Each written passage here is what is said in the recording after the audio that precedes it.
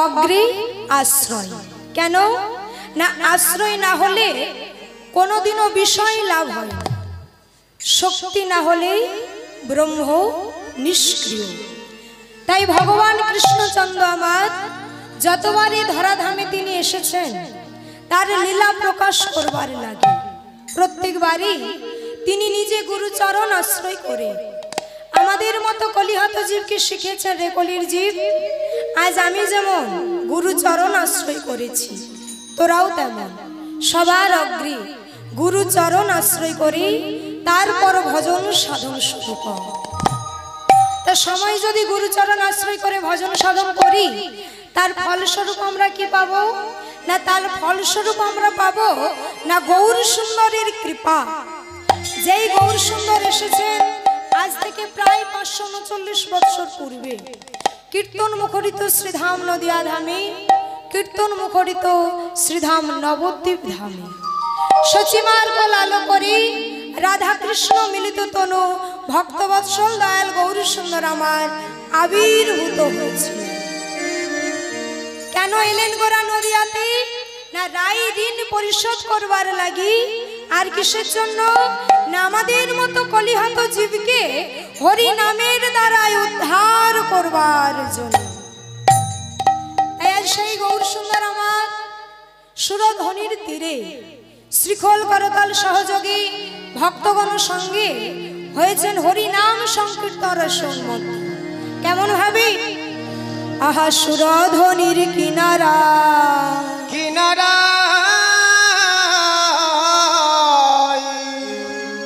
সোনার নপুর দিয়া দিয়া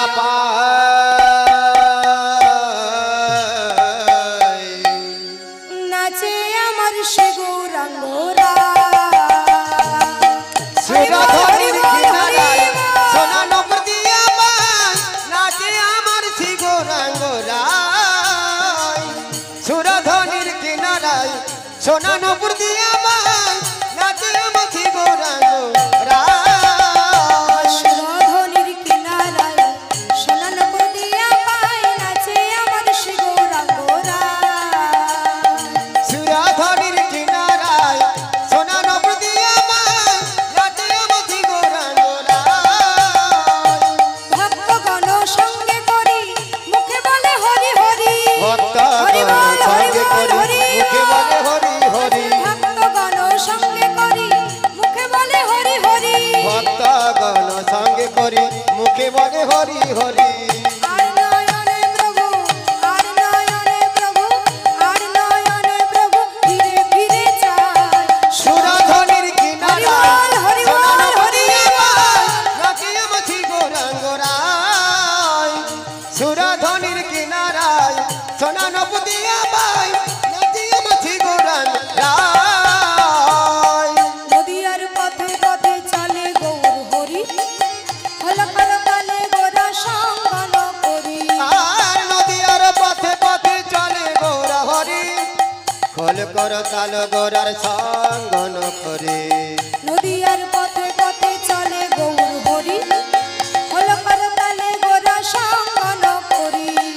নদিয়ার পথে পথে চলেন গৌর হরি, কল করতালি গোরা সঙ্গম করি।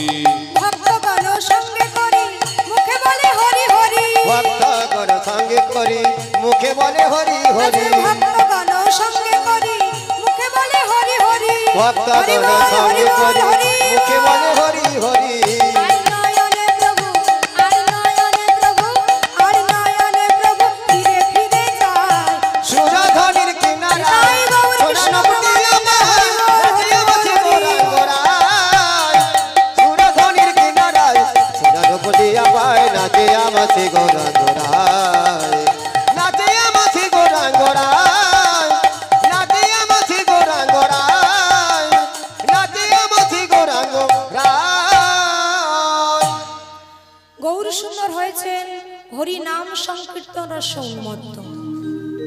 কেন না গৌর সুন্দর জানেন এরা হলো কলিহত জীব, এরা সহজে কৃষ্ণ বলবে না, এরা সহজে কৃষ্ণ নামে নয়নের জল ফেলবে না। আমাদের কি সকলেরই কৃষ্ণ বললেই নয়নে জল আসে মা? হা কৃষ্ণ নামে আমাদের সকলের কি নয়নে জল আসে? আসে না। আমাদের জল আসে কখন? ধরুন মেয়ের বিয়ে হয়ে চলে যাচ্ছে শ্বশুর বাড়ি, তখন আমাদের নয়নে জল আসে। আবার ধরুন বাড়িতে কোনো অঘটন ঘটে গেছে, দুর্ঘটনা ঘটে গেছে, তখন আমাদের কিন্তু নয়নে বাড়ি আসে। কিন্তু বলুন তো মা, হা কৃষ্ণ বললে আমাদের নয়নে জল কজনারই বা আসে? আসে। গৌর সুন্দর বলছে এরা হলো কলিহত জীব, এরা সহজে কৃষ্ণ বলবে না, এরা সহজে কৃষ্ণ নামে নয়নের জল ফেলবে না। কেন না? আপনি আচরি ধর্ম জীবের শেখাই, নিজে না আচরিলে শেখানো না যায়। তাই গৌর সুন্দর আমার নিজে আচরণ করে এ কলিহত জীবকে শিক্ষা দিচ্ছে। আরে কলির জীব, আমি কৃপা করে তোদের যে বদনখানি দিলাম কিসের জন্য? হরি নাম করবার জন্য।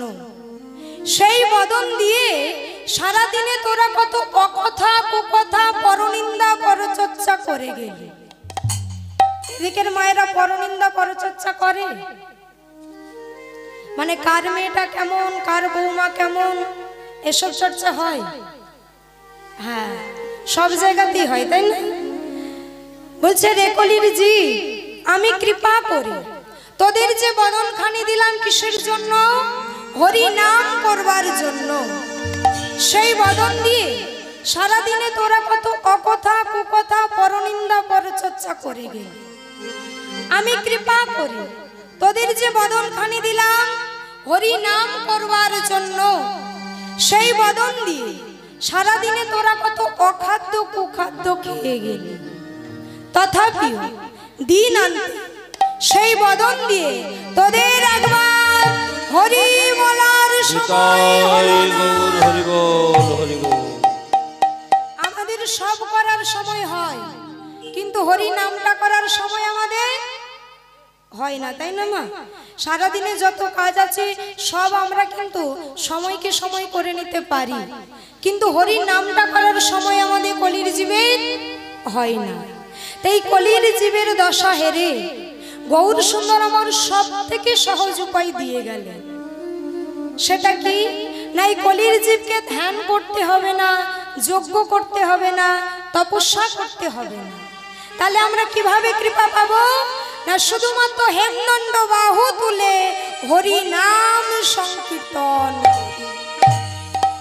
শাস্ত্রে বলেছেন কৃতি যথায়ত বিষ্ণু প্রতং যতমখৈ দা পরিপরিচর্যাং কলৌ তদ্ধৌরি কীর্তন। সত্যতে তা দাপরের মানুষেরা যে পরমার্থ পাননি ধ্যান করে, যজ্ঞ করে, তপস্যা করে, অর্চনা মার্গ অবলম্বন করে, সেই পরমার্থ পেয়েছে কলির জীবের মানুষ। তাদের ধ্যান করতে হয় না, যজ্ঞ করতে হয় না, তপস্যা করতে হয় না। তাহলে আমরা কিভাবে কৃপা পাবো? না হেমদণ্ড বাহু তুলে হরি নাম সংকীর্তন করি। তাই গৌর সুন্দর আমার দুটি বাহু উত্তোলন করে হয়েছেন হরি নাম সংকীর্তনের সম্মত। আর এক নাগরী আরেক নাগরীকে ডেকে বলছে, এই নাগরী, নাগরী রে, আমাদের সোনার গৌর সুন্দর এসেছেন সোনার নদিয়ায়, হয়েছেন হরি নাম সংকীর্তনের সম্মত। দর্শন করবি যদি আর বিলম্ব করিস না, তরা করে অর্থাৎ তাড়াতাড়ি ছুটে ছুটে আয়। কি বলছে শুনুন, তোরা দেখবি যদি ছুটে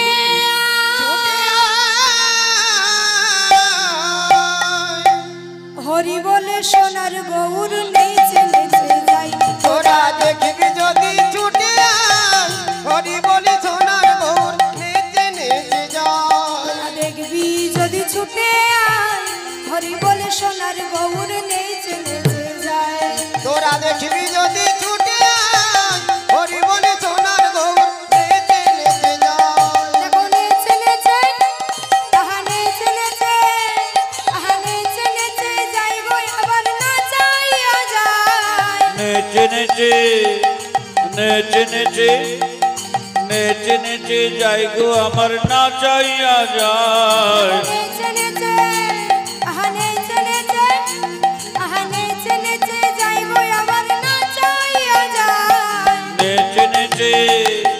নেচে নেচে নেচে নেচে যাই গো আমার না যাইয়া যায় হরি বলে সোনার গৌর নেচে নেচে যাই তোরা দেখবি যদি হরি ছুটে বল, আয়, হরি হরি বল, বলে হরি সোনার গৌর নেচে নেচে যায়।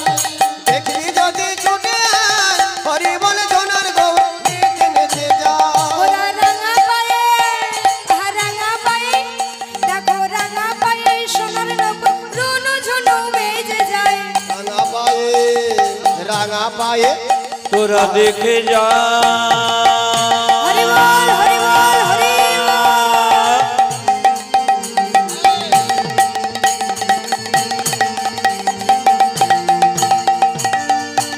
অবনাগরী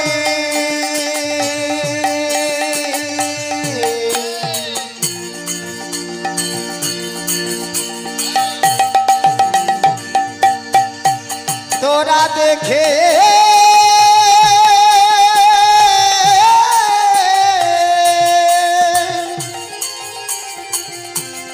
তোরা দেখে যা কেমন গৌর নাচে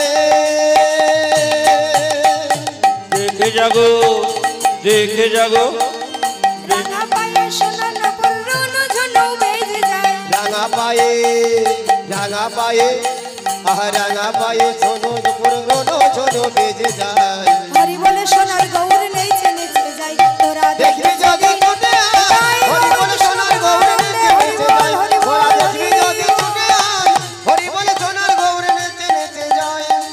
হরি বলে সোনার গৌর নেচে নেচে যায়। হরি বলে সোনার গৌর নেচে নেচে যায়।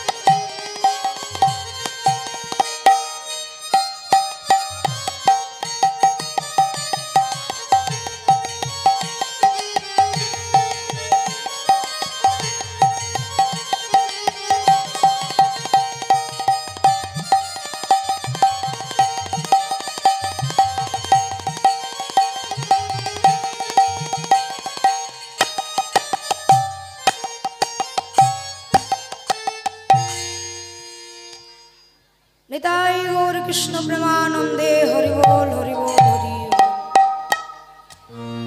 লীলা হলো ভক্তগণ দ্বিবিধ, এক প্রকট, দুই হলো অপ্রকট। পুষ্পোদ্বয় গন্ধ কলম দিলেন, প্রকট অপ্রকট লীলা, অপ্রকট লীলা দুই তো বিধান, দুই তো বিধান। প্রকট লীলায় আপনি প্রভু, আপনি প্রভু করেন নিত্য গান, করেন নিত্য গান।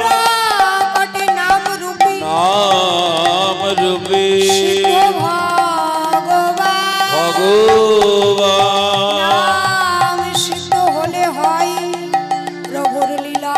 লীলা দর্শন। লীলা হলো দ্বিবিধ, এক প্রকট, দুই হলো অপ্রকট। একমাত্র মঞ্জরি ভাবাবিষ্টগণই ভগবানের লীলা দর্শন করতে পারেন। আর সেই মঞ্জরি ভাবাবিষ্টগণ লীলা দর্শন করছেন। ভগবান কৃষ্ণচন্দ্র আমার আছেন কোথায় না গোচারণে। আর ওই গোচারণে গিয়ে অনেকটা সময় যখন অতিবাহিত হয়ে গেল না, গোবিন্দের আমার বড্ড ক্ষুধা লাগলো। তাই তার বন্ধু শ্রীদামকে বলছে, আই শ্রীদাম, শ্রীদাম রে, জানিস বন্ধু আমার বড্ড ক্ষুধা লেগেছে, চল আমরা গিয়ে ওই বনে সুমিষ্ট ফল পেড়ে নিয়ে আসি। তাই করেছে কি, গোবিন্দ আমার শ্রীদামকে নিয়ে গেছে ওই বনে ফল পাড়বার জন্য। আর এক বিখ্যাত দলদেশে এসে বলছে, শ্রীদাম তার বন্ধুকে বলে, আই কৃষ্ণ, কৃষ্ণ রে, নে এইবার তুই আমার কাঁধে চড়, আর কাঁধে চড়ে ওই যে পাকা ফল দেখতে পাচ্ছিস ওই ফলটা তুই পেড়ে নে। কৃষ্ণ চাতুরালীর আশ্রয় নিয়ে শ্রীদামের পরীক্ষা নেবে বলে শ্রীদামকে বলে, হলো শ্রীদাম, এই শ্রীদাম, আমি তো রোজই তোদের কাঁধে চড়ি, বন্ধু আজ আমি তোদের কাঁধে চড়বো না, আজ তুই আমার কাঁধে চড়বি। তখন শ্রীদাম বলে উঠল, বন্ধু এটা তুমি আমায় করতে বলো না, এটা আমি করতে পারবো না, আমার অপরাধ হবে। বলে, কেন শ্রীদাম, কিসের অপরাধ? ও বন্ধু, তুমি যদি আমায় কাঁধে চড়াও, আমার এই চরণ যুগল থাকবে কোথায়? তোমার ওই বক্ষ মাঝারে। আমি যখন তোমাকে কাঁধে চড়াই, তোমার ওই চরণ যুগল আমার বক্ষ হৃদয়ে ধারণ করে মনে সুখ হয়, আনন্দ হয়, গোবিন্দ চরণ আমি লাভ করতে পারি, এর থেকে বড় আর কি হতে পারে? কিন্তু বন্ধু, আমি যখন তোমার কাঁধে চড়বো, আমার চরণ যুগল তোমার বক্ষ মাঝারে থাকবে। বলো বন্ধু, এতে কি আমার অপরাধ হবে না? আমার ওই চরণগুলি তোমার বক্ষ মাঝারে লাগবে, এতে কি আমার অন্যায় হবে না? কৃষ্ণ বলে উঠল, আচ্ছা শ্রীদাম, আমাকে একটা প্রশ্নের উত্তর দে। বলে, কি বন্ধু, কি প্রশ্ন? আচ্ছা বলতো শ্রীদাম, তুই কার? শ্রীদাম বলে উঠল, কেন বন্ধু, আমি তোমার। বলে, বাহ, তা তুই যদি আমার হোস, তাহলে শ্রীদাম তোর এই চরণ যুগল কি শুধু তোর? তুই না হয় আমার, কিন্তু এই চরণ যুগল কি শুধু তোর? এই চরণ যুগল কি তোর বলে তুই দাবি করিস? শ্রীদাম কিছুক্ষণ চিন্তা করার পর বলে উঠলেন, না বন্ধু, আমি যখন তোমার, আমার সব কিছুই তোমার। বলে, বেশ, তা যখন সব কিছুই আমার, তা আমার জিনিস নিয়ে তুই কেন বন্ধু টানাটানি করছিস? হ্যাঁ, আমার চরণ যুগল যদি আমারই বক্ষ মাঝে ধারণ করি, মানে তোর সবকিছু যদি আমার চরণে তুই নিবেদন করে থাকিস, নিজেকে আত্মনিবেদন করতে পেরেছিস, তাহলে এই চরণ যুগল যখন আমার বলে তুই বলছিস, তাহলে আমার জিনিস নিয়ে তুই কেন নিচে টানাটানি করছিস? বলে, হ্যাঁ বন্ধু, তুমি ঠিকই বলেছ, বেশ তুমি আমায় কাঁধে চড়াও, আমি না হয় তোমার কাঁধে চড়ে ফলটা পেড়ে নিচ্ছি। এইবার কৃষ্ণ করেছে কি, শ্রীদামকে কাঁধে চড়িয়েছে। আর শ্রীদাম যখন কাঁধে চড়েছে, ওই পাকা ফলটা পাড়তে গেলে তাকে আর একটু উঁচু হতে হবে। আরে আরে একটু উঁচু হতে গিয়ে সে যে টলমল করছে না, করছে কি ভগবানের চুলের মুঠিটাকে শক্ত করে ধরেছে। আরে যেই শক্ত করে ধরেছে, কৃষ্ণ বলে উঠলো, ওরে শ্রীরাম কি করছিস, ছাড় ছাড় ছাড় ছাড় ছাড়।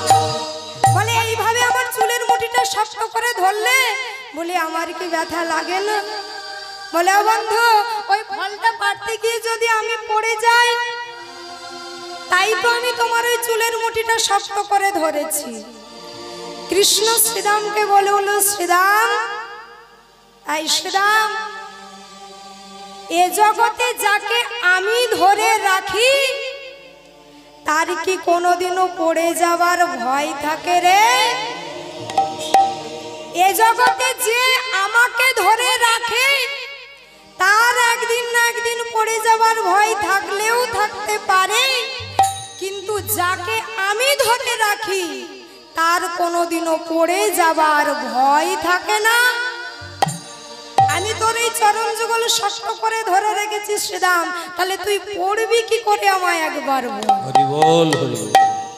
শ্রীরাম, যদি আত্মনিবেদন করতেই হয় সম্পূর্ণ রূপে কর, মনে কোনো কপটতা রাখবি না, কৃপণতা রাখবি না, অকৈতব ভাবে তুই নিজেকে দান করে দে।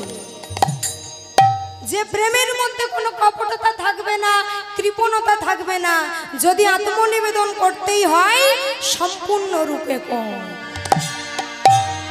এ জগতে যখন আমি একবার কাউকে ধরি তার কোনোদিন আর পড়ে যাবার ভয় থাকে না।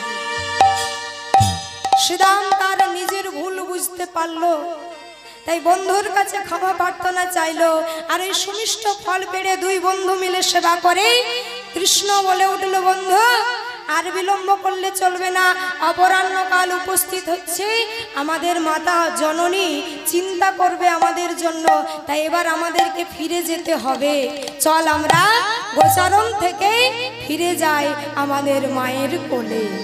তাই কৃষ্ণ আমার শ্রীরামকে নিয়ে ফিরে আসলেন তার মায়ের কাছে। একমাত্র নামসিদ্ধ গোপী বা গোপিনীগণই ভগবানের লীলা দর্শন করতে পারেন। আর এই নামসিদ্ধ গোপী বা গোপিনীগণ কাদের বলা হয়?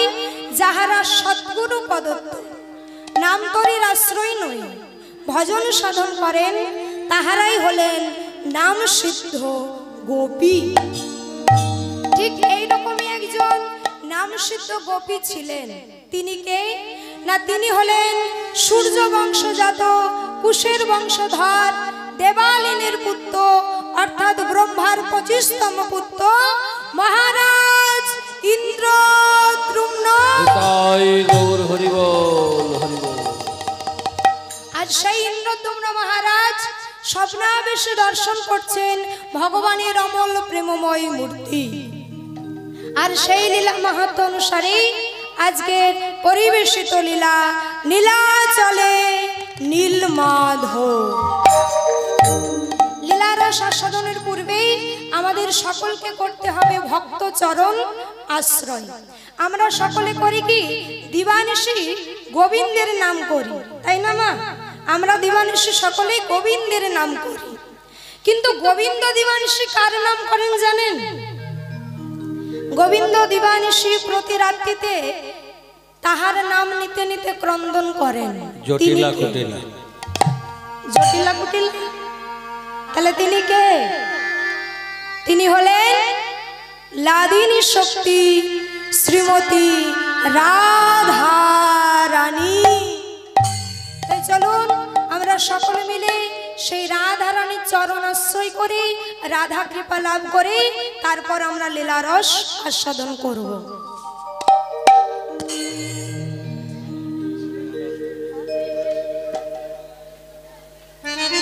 জয় শ্রী রাধে।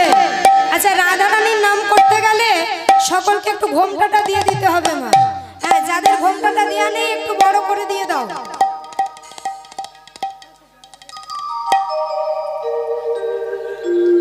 বাবা সুন্দর।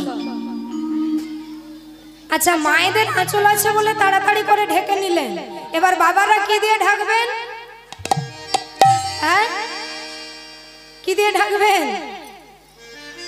আচ্ছা, হরিবাসরে আসতে গেলে গলায় একটা ওড়না রাখতে হয় বা মস্তকে চাপা নিতে হয়। কেন? কারণ এটা হলো ব্রজগোপী ভাব, নাগর আলী ভাব। ব্রজ বৃন্দাবনে যারা ব্রজ গোপী হয় না মা, তারা সর্বদাই ঘোমটা দিয়ে তাদের কিন্তু বদন ঢেকে রাখে, তাদের বদন কিন্তু কেউ দর্শন করতে পায় না। তাই রাধা নাম করতে গেলে আমাদের সকলকে হতে হবে ব্রজ গোপী। তো সকলে তৈরি তো? আচ্ছা, এদিকের মায়েরা উলুধ্বনি দিতে পারে, জানেন সকলে? তাহলে রাধারানীর জন্য একবার প্রেম সুলুধ্বনি হবে? হবে প্রেম সুলুধ্বনি। বাবা সুন্দর। জয় শ্রী রাধে রাধে রাধে বলে দুটি বাহু তুলে তুলে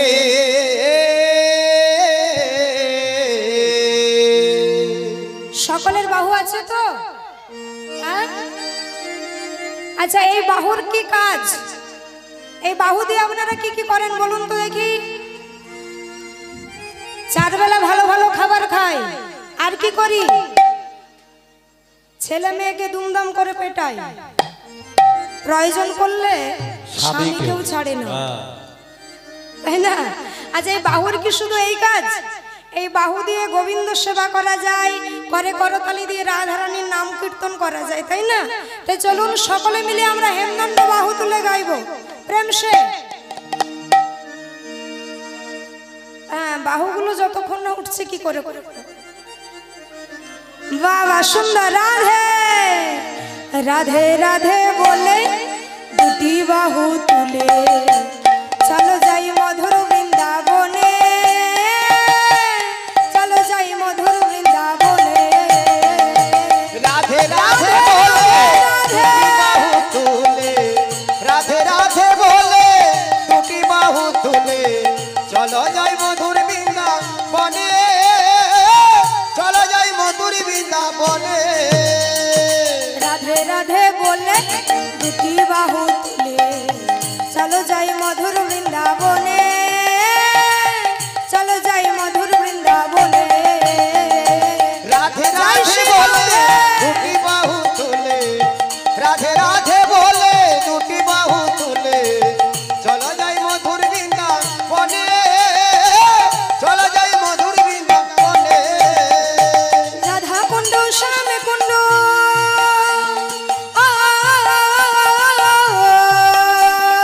গিরি গোবর্ধন নিত্য নীলা আজ চলে মধুর বৃন্দাবন। রাধে রাধা কুণ্ড শ্যাম কুণ্ড ও গিরি গোবর্ধন নিত্য লীলা আজ চলে মধুর বৃন্দাবন। রাধা কুণ্ড শ্যাম কুণ্ড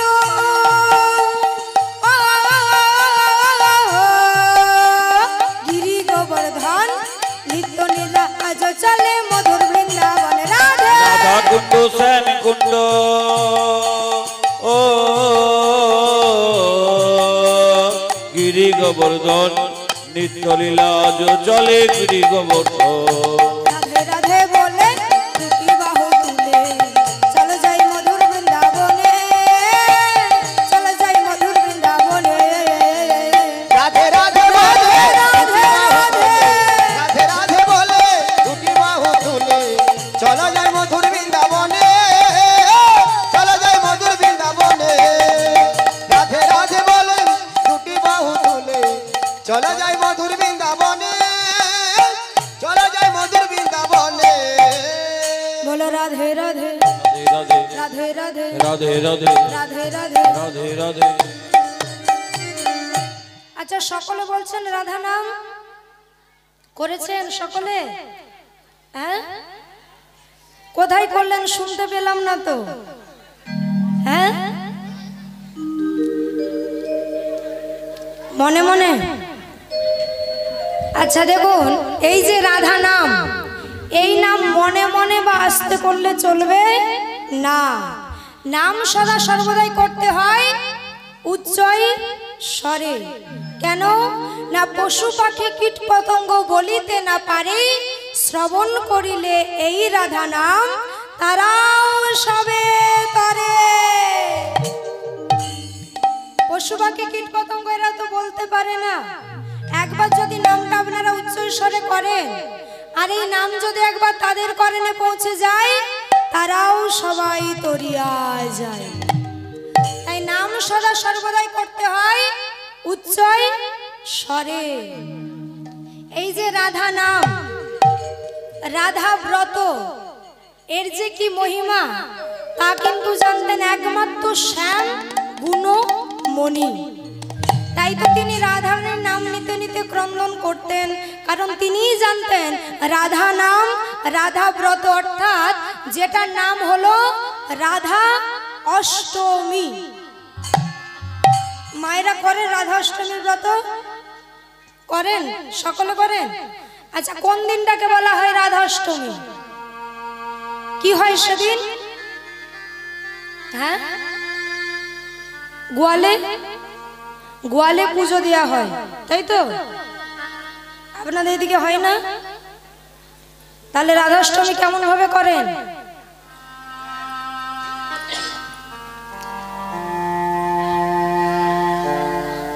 দেখুন, পদ্মপুরাণ ব্রহ্মখণ্ডের ৩৯তম অধ্যায়ের ৭ম শ্লোক কলম দিলেন। কি বলছে? একাদশী সহস্রনাম মৎফলং প্রাপ্যতে নরৌ রাধাষ্টমী ব্রত পুণ্যং তস্মাৎ সৎ গুণাধিক।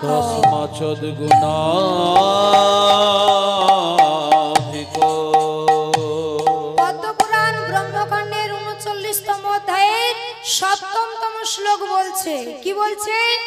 ১০০০টা একাদশী করলে যে ফল পাবে কলির জীবের মানুষ। এবার বলুন, একাদশী ব্রত কে কে করেন? একবার বাহু তুলুন তো দেখি, একাদশী কে কে করেন?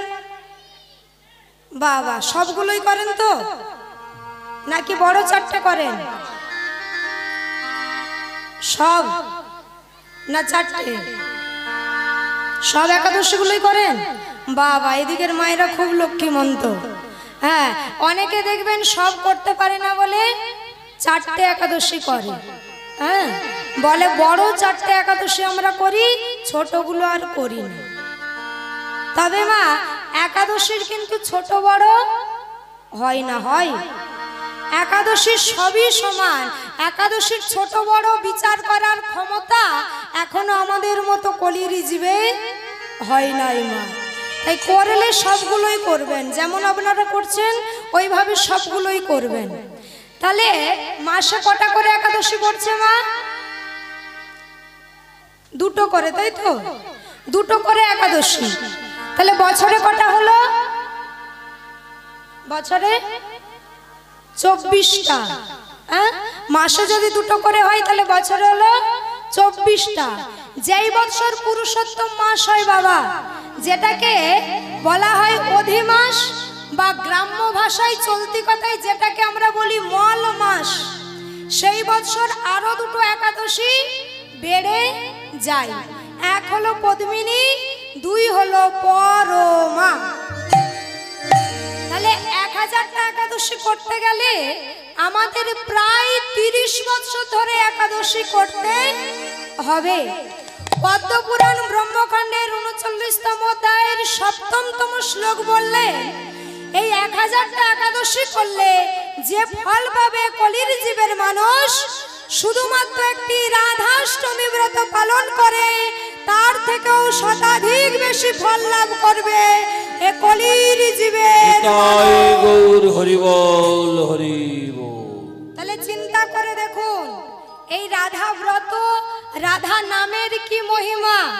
1000টা একাদশী করলে আপনারা যে ফল পাবেন তার থেকেও শতাধিক ফল লাভ করতে পারবেন যদি একটি রাধাষ্টমী ব্রত করবার মতো করতে পারেন। তবে এই রাধাষ্টমীর ব্রত কদিন ধরে করেন মায়েরা? একদিন, তাই তো? একদিন করলে চলবে না, 3 দিন ধরে করতে হয়। সপ্তমী, অষ্টমী আর নবমী। বেশি বেশি করে রাধা নাম জপ করবেন। রাধা রানীর জন্য নিজের হাতে মালা গেঁথে দেবেন। হ্যাঁ, রাধা রানীকে নিজের হাতে যাতে করে সাজিয়ে দেবেন, দেখবেন গোবিন্দকে আর ডাকতে হচ্ছে না, অনায়াসে আমাদের গোবিন্দ কৃপা হবেই হবে। তাই সেই রাধা রানীর চরণে আমাদের সকলের একটাই প্রার্থনা, হে রাধা রানী কৃপা করে আমাদের শ্যাম সুন্দরী চরণ আশ্রয় করিয়ে দাও। তাই আমি যখন বলবো রাধে রাধে, আপনারা বলবেন কি? শ্যাম মিলা দে। কি বলবেন? পেছনে সবাই শুনতে পেয়েছেন তো? কি বলবেন? বাহ, সুন্দর। বাবারা শুনেছেন? বাহ, সকলে তৈরি তো? চলো সকলে মিলে প্রেম সে বলবো, বলো রাধে রাধে।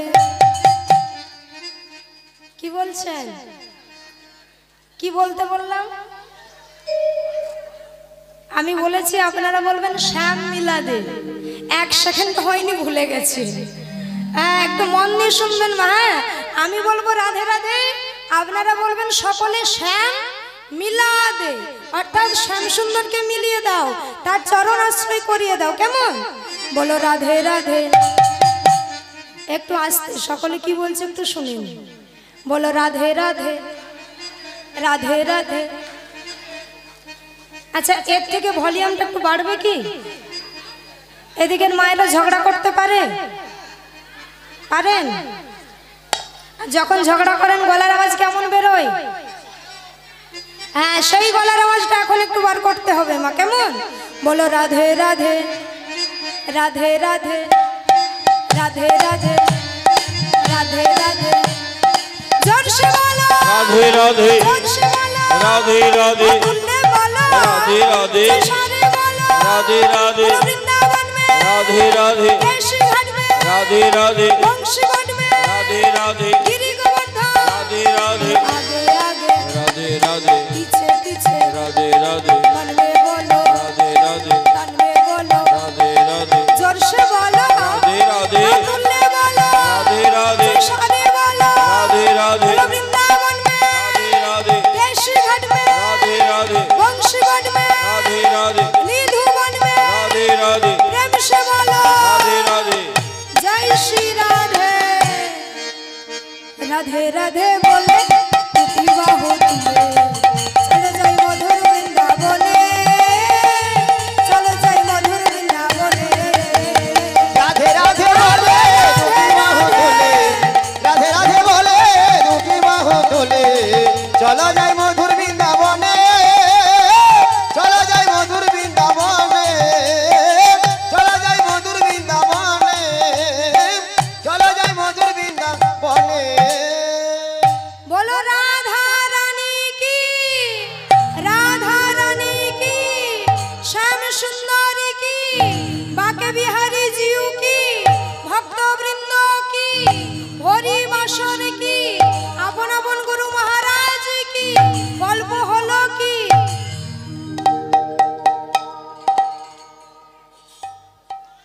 বললাম গল্প হলো কি? সবাই বলছে জয়। হরিবাসরে আসলে একটু গল্পটা বেশি হয়, তাই না? হ্যাঁ, অনেকেই দিয়েছে, তাই না? হ্যাঁ, ওই জন্য মন দিয়ে একটু শুনতে হয়, হ্যাঁ, তারপরে জয়ধ্বনি দিতে হয়। দেখুন, হরিবাসরটা এমন একটা জায়গা, এইখানে আসলে যেমন গল্পটা হয়, আবার ঘুমটাও ভালো হয়। হ্যাঁ, অনেকের দেখবেন ওষুধ খেয়ে ঘুম আসছে না বিছানায়, তাকে ধরে এনে একটা খুঁটি দেখে ঠেস দিয়ে হরিবাসরে এনে বসিয়ে দিন, দেখবেন কিছুক্ষণ পরে একবারে ঢলে পড়বে অন্যের গায়ে। কেন বলুন তো? কারণ হরিবাসর হলো বড় শান্তির জায়গা। এইখানে আপনি যতক্ষণ বসে থাকবেন আপনার মনে কোনো দুঃখ থাকবে না, কষ্ট থাকবে না, সংসারের কোনো জ্বালা যন্ত্রণা থাকবে না। যতক্ষণ আপনি এইখানে থাকবেন আপনার মনে শান্তি বিরাজ করবে। তাই হরিবাসরে আসলে গল্পটা যেমন হয় আবার ঘুমটাও হয় ভালো, তাই না? তাই যাই হোক, গল্পেরও জয়ধ্বনি দিয়ে হ্যাঁ গোবিন্দ কৃপা লাভ করি, রাধা রানীর নাম করি। আজ আমরা যে লীলার আস্বাদন করব তার নাম হলো নীলাচলে নীলমাধব। এবার বলুন তো, এখানের কে কে পুরী ধাম গেছেন? দেখি হাত তুলুন। পুরী ধাম কে কে গেছেন জগন্নাথ দর্শনে? পুরী ধাম গেছেন? বা মা গেছেন পুরীধাম, বাবা সুন্দর। তা জগন্নাথ দর্শন হয়েছে? আচ্ছা বলুন তো কটা মূর্তি দর্শন করেছিলেন? হয়ে গেল।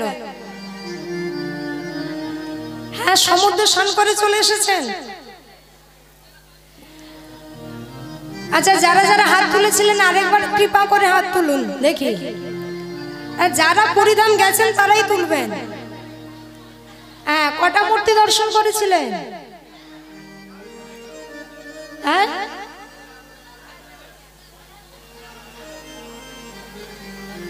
আচ্ছা চিত্রপটে দেখেছেন? জগন্নাথের চিত্রপট দেখেছেন?